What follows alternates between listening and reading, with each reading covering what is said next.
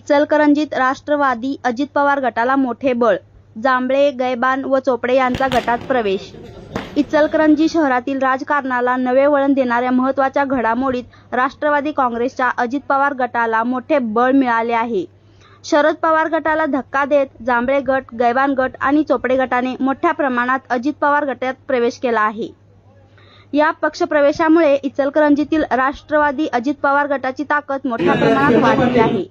गेल्या काही दिवसांपासून स्थानिक राजकारणात या घडामोडींची चर्चा होती. अखेर हा निर्णय झाल्याने आगामी राजकीय समीकरणे बदलण्याची शक्यता आहे.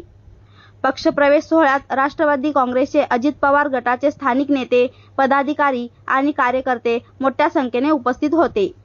या प्रवेशामुळे शहरातील आगामी निवडणुकीच्या पार्श्वभूमीवर मोठी उलथापालथ होण्याची शक्यता वर्तवली जात आहे. MS-51 न्यूज करिता सुभान फकीर.